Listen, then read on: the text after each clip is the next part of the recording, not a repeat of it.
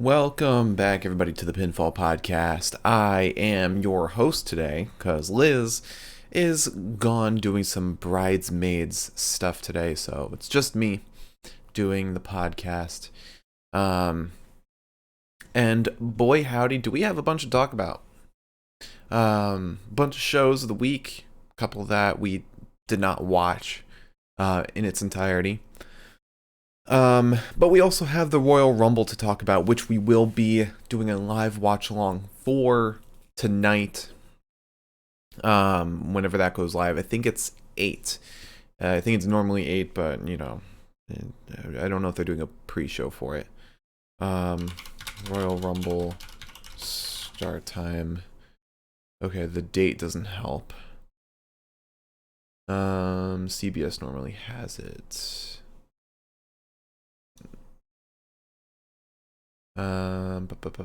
Show me what time it starts. We'll say 8. It should be 8. It says start time, but it doesn't say the start time. I feel like it's 8. Oh wait, WWE, there we go. Oh, 7. The kickoff is at 7 Eastern.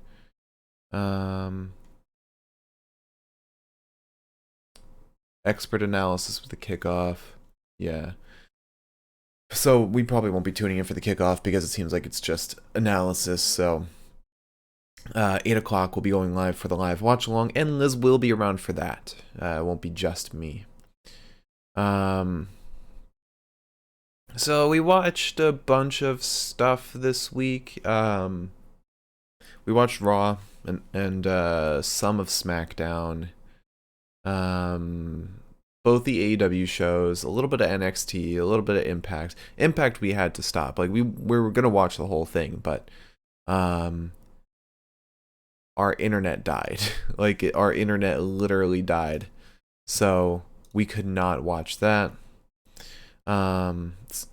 NXT, I'll be honest, I fell asleep for it. I fell asleep through like half of it. And then SmackDown, we were doing our 2K22 stream, so we were not able to watch that. But we still got some good stuff in Raw, Rampage, Dynamite, and the Jay Briscoe Celebration of Life. I will also be talking about. And that's it. We had a little bit of news this week, mostly having to do with Mark Briscoe and Warner. So obviously, with the Celebration of Life of Jay Briscoe, you gotta have Mark Briscoe on it. But that was apparently a lot of trouble. Dave Meltzer said in the Wrestling Observer Radio that Warner was dead set on not having Mark Briscoe on TV because not only of Jay's tweets, but because of them, they used to wear Confederate flags on their gear. But Tony Khan kept pushing and pushing, and that was like very much in the past. I think that was like a decade ago they did that.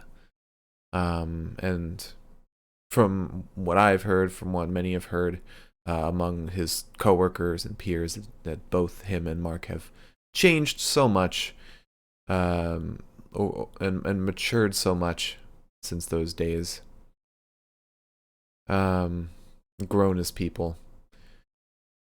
So Tony Khan pushed and pushed, and then eventually, according to Dave Meltzer on Twitter, Warner changed their policy, and Mark Briscoe is now allowed on TV going forward. So, and it was great being able to see Mark Briscoe on TV, especially during this time. And having that celebration of life was phenomenal.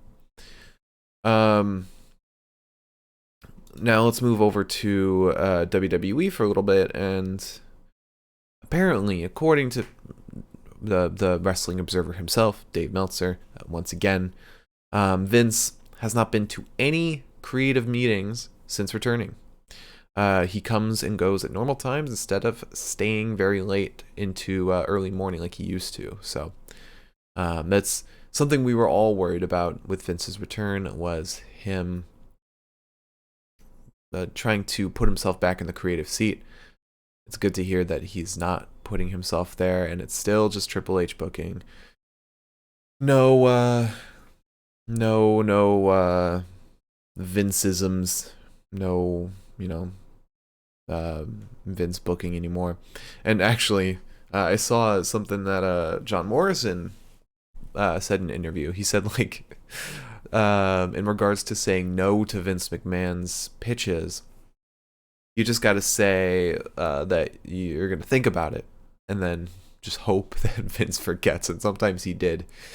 Because, being however old he is, 80 or something, that'll happen. So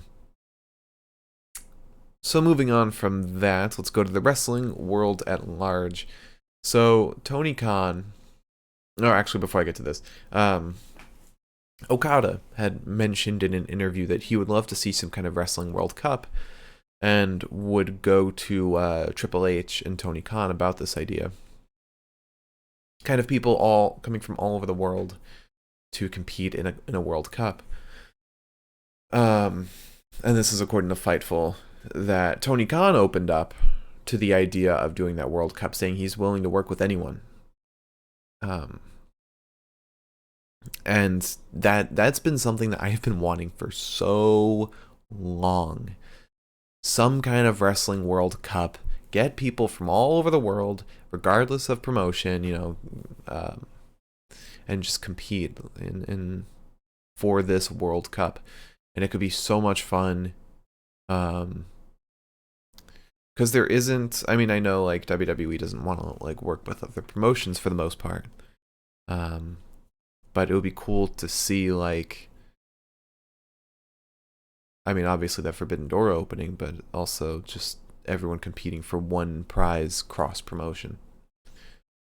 A prize that is solely cross promotion and doesn't belong to any one promotion. But I feel like if this were to happen, it would be like Tony Khan runs it and owns it, and then just brings people in from other promotions, in which case WWE would not get involved at all. But yeah, well, and then finally, last piece of news, we had the Jay Briscoe tribute show on Dynamite. And notably, Kenny Omega was not there. And apparently he's been battling some visa issues. And that's why he couldn't show up to Dynamite. We saw the Bucks there, but Kenny was not there.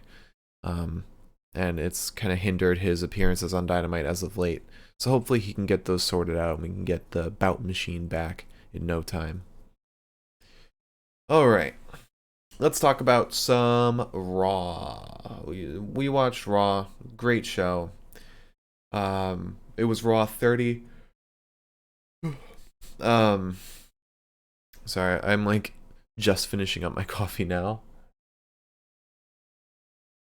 And not having any water on this is gonna be tough. One of the funniest things that could have happened for Raw 30, obviously Hulk Hogan opened the show, because it's fucking WWE and Hulk Hogan, but his mic broke. It kept cutting in and out. It was like the best way to have Hulk Hogan open the show if he was going to. It was something going wrong, and it was a fucking cherry on top of the disgusting shit cake. But opening the show was a phenomenal segment. The trial of Sami Zayn. And this was one of the best segments I've ever seen in wrestling. So Roman just gets pissed off at Sami. He's like, obviously mad at the whole Kevin Owens contract situation. And he 6 Solo on Sammy. Gonna use the Samoan spike on him, but Jay grabs Solo's hand, saves Sammy, and shows, because Paul Heyman showed a bunch of evidence of why Sammy is, guilty. And it was all like petty evidence. Like it was him brushing past Roman, or him on the top of the cage not celebrating with the rest of the bloodline, small stuff. But then Jay showed some evidence why Sammy is innocent. And it's stuff like big stuff, him saving the bloodline every once in a while. Excuse me. And yeah, just like why Sammy should be innocent. And then he says, for those that believe Sammy is innocent, throw up your ones, and the whole crowd throws him up. Jimmy throws it up, and Roman just like looks baffled by all this. He says Sammy's not guilty for now. After tonight, after Raw, Roman doesn't want to see Sammy until the Rumble, which brings into question Friday, yesterday. He showed up on SmackDown and interfered with the Solo Kevin Owens match.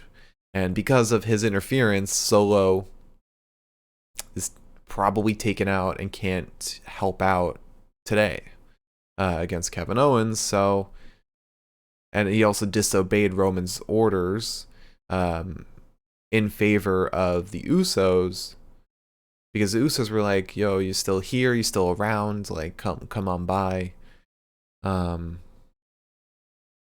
And I feel like this is going to cause a little bit of dissension amongst more than just Sammy and Roman. Get the Usos involved, and maybe Roman will be pissed off at the Usos as well.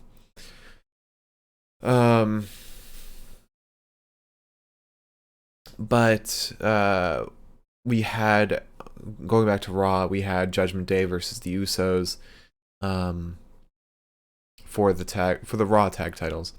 The Usos win via 1D after Jimmy had to be replaced by Sammy. And this match was just incredible. This was Dominic Mysterio's best match ever. Like it was just incredible. Like the amount of stress and the edge of my seat that I was on was incredible, because of how much Sammy, like at any moment, every single pin, it felt like Sammy was going to lose the titles for the Usos and then be kicked out of the bloodline. Didn't happen, thankfully, but absolutely amazing match. And they stuck to the continuity. They stuck to something that they established previously because of Judgment Day in the tag title tournament. Finn Balor got injured and couldn't compete, so he had to be replaced by Dom or otherwise forfeit. Adam Pearce said to the Usos, if you guys cannot replace a member, if you guys cannot replace Jimmy, you'll forfeit and lose the titles. It's that consistency among the rules, which is very rare in wrestling, mostly WWE. Let's see, what are some other notable things? We had LA Knight in the ring cutting a promo, but the Undertaker, he's like, there are any legends backstage who want to take on LA Knight. Come on out. LA Knight, come on out. Yeah.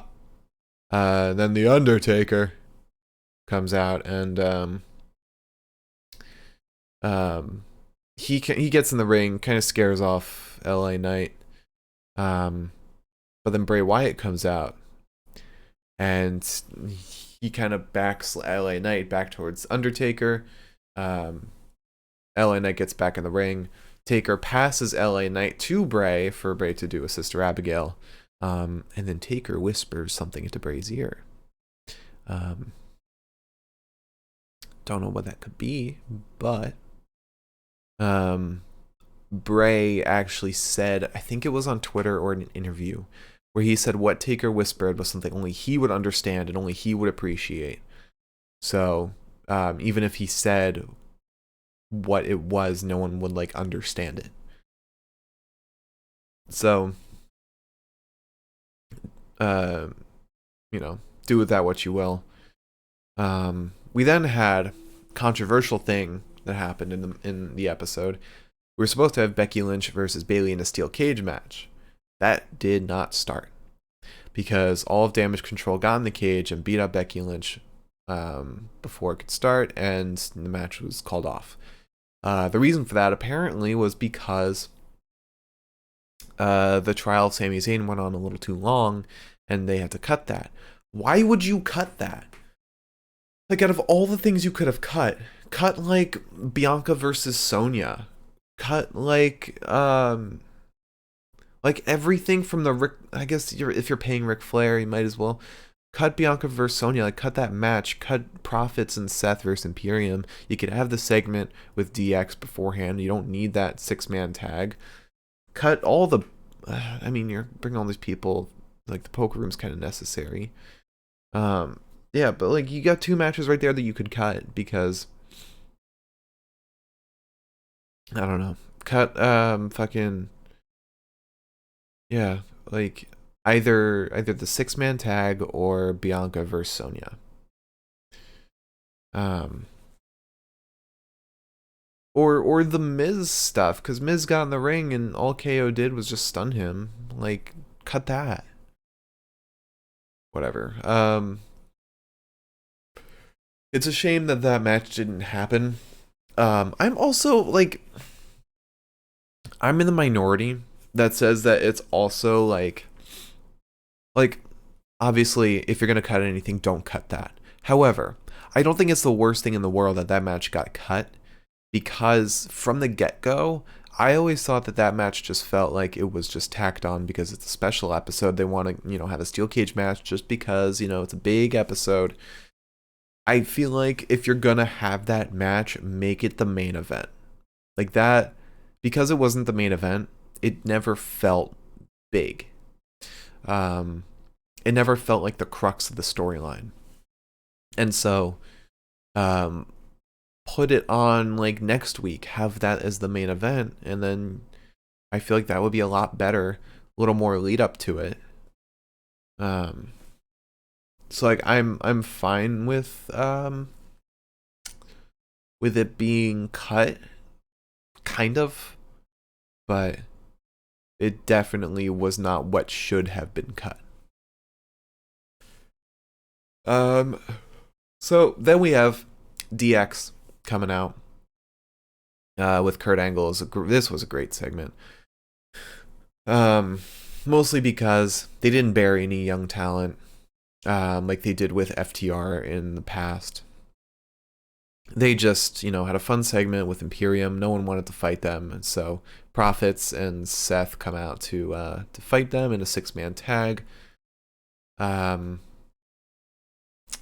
Let's see, what else big happened? We had Bianca versus Sonya, which was pretty short.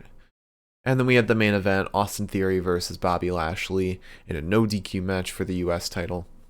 And Austin Theory wins with an F5 because Brock Lesnar shows up right at the end of the match, runs in, F5's Bobby, and then F5's Theory onto Bobby for Theory to win. And this is like what I want to see from Brock if they're going to put Brock on TV. Like, I'm tired of seeing Brock in like full stop. But if you're gonna have him on TV, just have him fuck some shit up, Yeah, at SummerSlam, he destroyed the ring. He brought in the tractor and destroyed it. That's what I want to see from Brock. Make him just a destructive force. I don't want to see him cutting a promo in the middle of the ring. Like that. That's not what I want to see from Brock. So, yeah, that's that from Raw. Then we had NXT. I'm trying to see if what we have is worth talking about, and I don't think it is. I think next week will be Vengeance Day, so that'll be a big one to talk about. So we can skip over NXT today. We had Dynamite. We started off the show immediately with Jericho and Sammy versus Action Andretti and Ricky Starks. That was a lot of fun. Jericho and Sammy picked up the win with the GTH. Then we had a TNT title match, Darby Allin versus Buddy Matthews. Darby wins with a coffin drop. That match was just a ton of fun. But I am tired of the Darby trope of getting beaten to shit through 90% of the match, and then the last couple minutes just come back, make a couple moves, and then that's that. Then Samoa Joe challenges Darby once again for that TNT title. And that's going to be happening in a no-holds-barred match next week. Next week is going to be a massive Dynamite. I'll keep going over some more stuff that's going to be happening, but that's the biggest. That's like the first thing that they brought up will be happening next week that I'm super excited for. Oh, and Hangman and Mox is happening as well. Then had Ethan Page and Matt Hardy versus Jungle Hook. Jungle Hook wins with a snare trap. This is funny. This was fun as well. Because this whole Ethan Page, Matt Hardy dynamic has been a lot of fun, especially on Elevation. It's kind of how they've been, progressing with it on Elevation and on Dark. It's making good use. I think Elevation's been getting a lot more stories lately, and they've been actually making it a show to watch instead of just for wrestlers to get reps in. Like those that can only wrestle on Elevation or on Dark can actually have some storylines. Then we had the Acclaimed and Guns therapy session. This was great. And never have the Guns looked more like a big deal than in this. Like they actually they had a great segment. They felt serious. And essentially just like what they should be. We had Bryan Danielson versus Brian Cage. This was a great match. Danielson wins with a roll-up. He just escaped Danielson, but then he's attacked by MJF. He's attacked by Brian Cage, and I think MJF comes out at one point. So then, but Bryan Danielson, he's in medical, says he doesn't want to give up. Then we get Tony Storm versus Ruby Soho. Ruby wins at the Destination Unknown. And I think Britt helps. Britt Baker comes out and helps Ruby. And I'm so confused by this women's division. The AEW women's division is the most confusing division because everyone is a heel. Willow Nightingale is the only woman who is not a heel. You've got Tony Storm, potential heel. Ruby being helped by Britt Baker, that's a heel move. Britt Baker, obvious heel. Jamie Hayter, heel, kind of tweener-ish, rebel heel. Hikaru Shida seemed to be a heel last time we saw her when she threw the kendo stick in. Paige or Saraya, heel. After the whole these AEW originals, they ain't shit. Athena, a heel. Jade Cargill, a heel. Layla Gray, obvious heel. Kiera Hogan and Red Velvet. I wouldn't say they're faces yet, but they're not heels anymore. Sky Blue as well is a face, but it's like there are so many heels, which is really funny because normally you have all the heels come out of the woodwork when there's a face champion, so that all those people can go after the champion, or all the heels come out of the woodwork, or all the faces come out of the woodwork when it's a heel champion. But it's like all the champions are heels. So who's gonna challenge either one of them? I don't know. So then we had a promo from MJF where he announces Bryan Danielson's next challenger. And that person coming from Pro Wrestling Noah is Timothy Thatcher.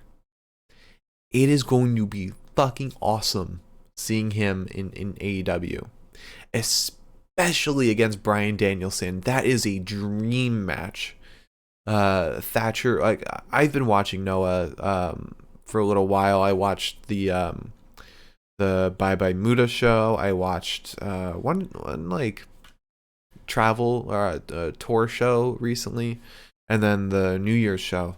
Thatcher has been incredible. Like, he feels like he's grown so much since WWE, but I also at the same time feel like he was always like this. Um, like he should be on a lot bigger stage than he is. Um, so seeing him on Dynamite next week is gonna be unbelievable. And then we had the main event, Mark Briscoe versus Jay Lethal. This was the Jay Briscoe tribute match. And afterwards, I mean, even before the match, Jay Lethal was in tears. Mark, it was so great to see Mark Briscoe on TV.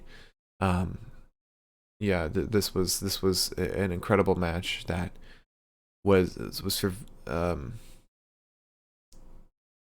it was great because like they were like putting each other through tables and like being violent with each other, and then Excalibur said, "This is exactly what Jay Briscoe would have wanted."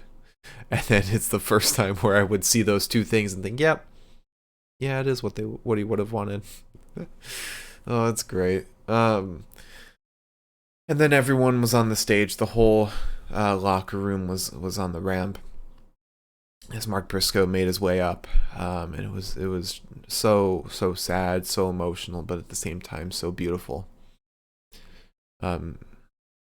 Seeing all the people that Jay Briscoe has impacted. And then speaking of that, we had the Ring of Honor Jay Briscoe Celebration of Life, which was on Thursday. I mean, this was just I couldn't hold, like, I legit cried a bunch in this. We opened with Hagane Shino versus Wheeler Yuta for the Pure Championship. Yuta won with a submission. This was a lot of fun. We then had interviews with some wrestlers, telling stories about their experiences with Jay Briscoe. Starting with probably the hardest of them all. Samoa Joe was the first one to talk, and he sobs immediately. It was so sad. It was so it was just so emotional, and I couldn't hold it in after this first one. We then had Adam Cole, who held it in as best as he could. And then we got a replay of Adam Cole versus Jay Briscoe at Final Battle. And then Adam Cole came out to the ring to speak about Jay. We then go back to the interviews. Matt Hardy is talking about Jay Briscoe and how much he's impacted tag team wrestling. Back in the ring, there was Marina Shafir versus Mighty Myra, and Marina was trying her best to hold it in, but she was misty-eyed on that whole walk down the ramp. Marina wins with a wrist lock. Then Christopher Daniels speaks on Jay, and that was so rough. Another one where it was hard to hold it in for. Then we had a replay of Christopher Daniels versus Jay Briscoe. Eddie Kingston talked about Jay again.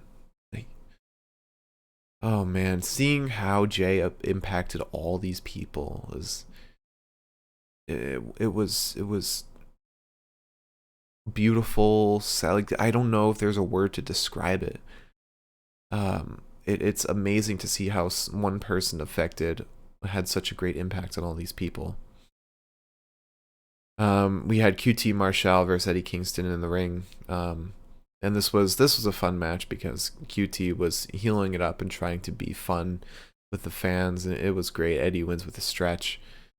Surprisingly, Austin Gunn spoke up on Jay. I didn't think that Austin Gunn really had a career with Jay Briscoe, but he was talking about how his career kind of started in Ring of Honor, and He was working, low on the totem pole, and Jay Briscoe made him feel like a big deal, made him feel like he belonged. Ryan Nemeth also talked about Jay and how Ryan always wanted to be in a brother tag team with Dolph. After seeing, how the Briscoes were such a great tag team. But then Stokely Hathaway talked about Jay. And this hurt me because of how funny Stokely always is on TV, and seeing him like so sad, so in pain, it hurt real bad. It really did. After that, we had Madison Rayne versus Athena in a women's title eliminator match. Athena wins the crossface. It was a pretty fun match. We then had some producers talk about Jay. These were also great. Beautiful seeing hearing their stories. Prince Nana talked about Jay as well. And we had I skipped over Brandon Cutler versus Juice Robinson. This was a really fun match. It's exactly what the crowd needed. Just needed to laugh, have fun. And Brandon Cutler really brought that. But Juice won the match. We had Yuka Sakazaki versus Sandra Moon. Great to see Sandra Moon on TV. She's wonderful. But Yuka Sakazaki won with a magical girl splash. We got another replay, Briscoes versus the Kings of Wrestling, which is Chris Hero and Claudio Castagnoli. It was Claudio's farewell match, kind of, before he went to WWE. So that was like his last one before NXT. And then Claudio spoke on Jay, and that was very sad as well. We ended the night with, because it wasn't at night, we ended the show with Christopher Daniels versus Claudio Castagnoli for the Ring of Honor title. And Claudio won the match with a Jay Driller, using Jay's finishing move to win. It was really great. Beautiful way to end the show.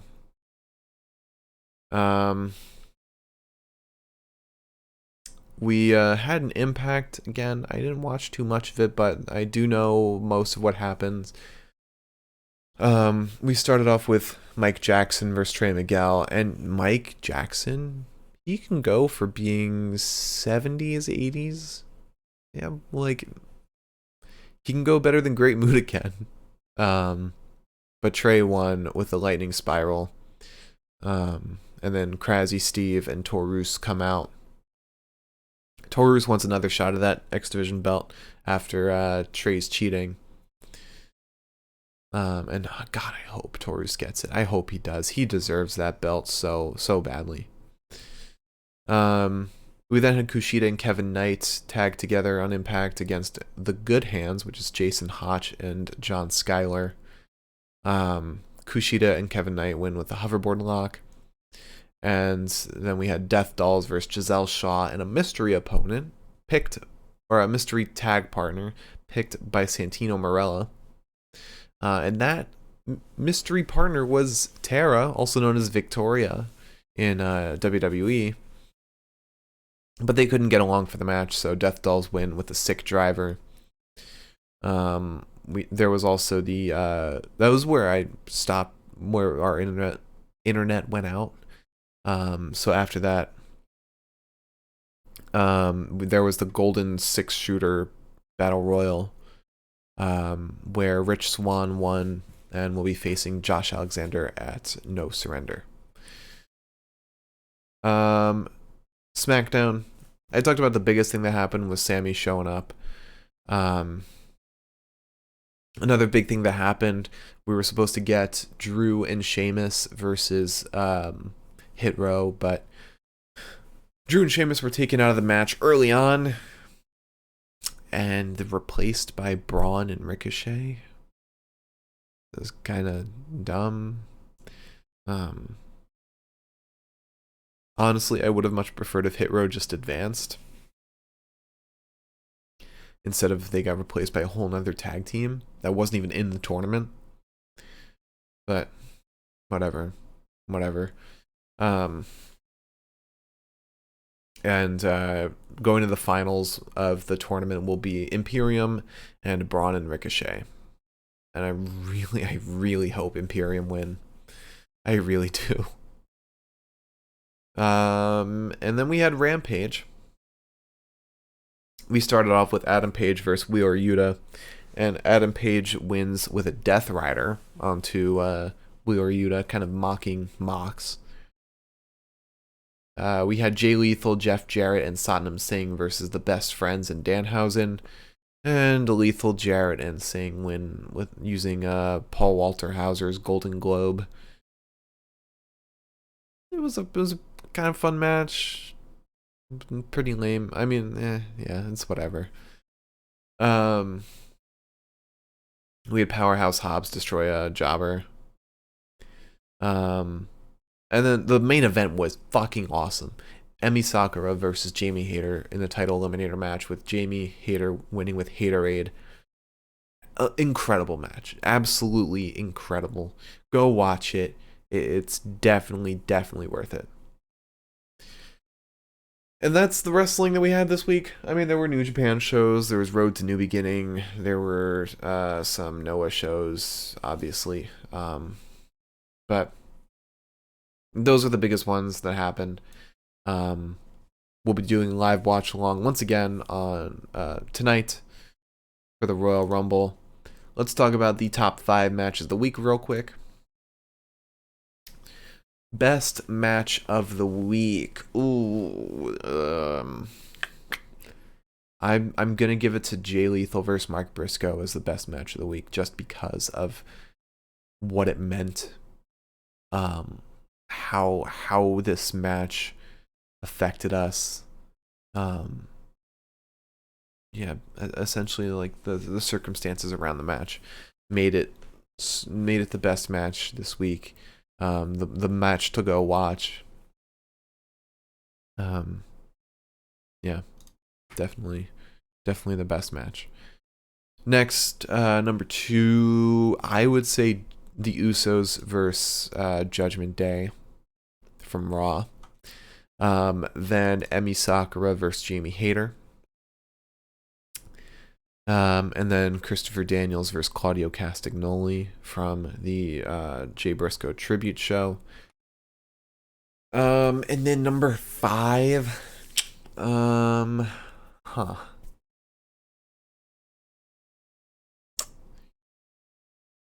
I would say Bryan Danielson versus Brian Cage. I think that definitely deserves to be the match of the night. All right. So one of the 5 matches of the week. I don't know why I'm reverting back to match of the night. All right, and we do have our Royal Rumble predictions. We made these yesterday on our 2K22 stream, so if you didn't check that out, I'm going to recap them right now. And we have a bunch of small predictions inside the Rumbles, because otherwise, a tie is very likely, because we have all the other predictions the same. So, real quick, the preliminary matches, Bianca Belair versus Alexa Bliss, we both picked Bianca to win. Oh, and just so everyone knows, for every incorrect prediction, we have to do a dab of hot sauce during our live watch along. And whoever has the most correct predictions will be dubbed the Pinfall Podcast Prediction Champion. Right now, that is Liz, after Impact's Hard to Kill, which was just before the Mike Romies. So I'm hoping to turn this around and pick that back up. Then we have Roman Reigns versus Kevin Owens. That's obviously going to be Roman. Both of us picked Roman. Then we've got the Bray Wyatt versus LA Knight in the Mountain Dew Pitch Black match. No one knows what a Pitch Black is. They haven't explained it. So obviously Bray's gonna win because he's the only one that knows what the match is. Not even LA Knight knows. We don't know how you win a pitch black match. So, I mean, Bray is definitely gonna win 100%. So let's talk about the Women's Royal Rumble. We each picked 3 people that could possibly win, and if any of those win, we get a point. If none of them win, we get a loss. So, my 3 are Rhea Ripley, Asuka, and Charlotte Flair. Liz is going with Charlotte Flair, Asuka, and Bayley. So we only differ in I picked Rhea, she picked Bayley. The Iron Woman, who will be in the match the longest, I'm going with Liv Morgan. She wants to be in that number 1 spot. I think she'll last the longest for sure. Liz is saying Charlotte Flair. Winning spot, what number wins it? And it's the closest one gets the point. So like if I picked 1, she picked 2. If number 3 wins, then she gets the point. So I'm going with number 16 will win. Liz is going with 23. My thought process is that last year 2 late entrants already won. So I don't think they would do that 2 years in a row. I think this year it's going to be someone more in the middle. So most eliminations, I'm going with Rhea Ripley. Liz is going with Liv Morgan, which coming at number 1 definitely has the best opportunity to get the most. Quickest eliminated, I'm saying Emma. I think it's going to be her first Rumble, so she's not going to be very experienced at it. So she's not going to last very long. Liz is saying Alicia Fox, assuming that she's going to be in it. If Alicia Fox is not in the Rumble, then sorry, Liz. Final 4. So we get a point for each person that we get correct of these 4 that we picked. If none of them are correct, we get a loss. So I'm going with Rhea Ripley, Liv Morgan, Charlotte Flair, and Raquel Rodriguez as the final 4. Liz is going with Charlotte Flair, Rhea Ripley, Asuka, and Bayley. It definitely makes sense to have the 3 people that you picked be in your final 4. I didn't put Asuka in my final 4. I feel like the odds of Raquel being in that final 4 are very high. Same with Rhea and Liv. I think Liv can go all the way from number 1 to the final 4, but I don't think she's going to win. And then number 30, who will be that number 30 entrant? I'm going with Bayley. Liz is going with Sonya. 2 people that are very conniving. Could be like, ha ha, I'm number 30. I'm going to come in and easily win this shit. So, next and final one of the women's, we have the NXT debut. Who is going to be called up from NXT for this Rumble? I'm going with Cora Jade. I think she's already had some goings on with the main roster. I think she'll just come up for this. Liz is saying Indy Hartwell, hoping that it's actually time that she comes up to main. Would love to see it, but I think Cora Jade is much more likely. Alright, now let's talk about the men's Royal Rumble. 3 winners I picked are Seth Rollins, Stone Cold Steve Austin, and Cody Rhodes. Cody's obviously the safest choice, but given the talks of Stone Cold recently having a match at Mania, Stone Cold versus Roman might be very likely. Liz is going with Seth Rollins, Cody Rhodes, and Sami Zayn. I definitely put the Sami Zayn in her head because the possibility of Roman putting Sami in the Rumble. Longest in the match, we both picked Sami. The winning spot, I'm going with 20 is the winner. Liz is going with 18. I feel like I should have put a little earlier number, but yeah, I don't know. I think Brock was number 30 last time. No, Brock wasn't was he number no, was he? I don't remember. I feel like he was.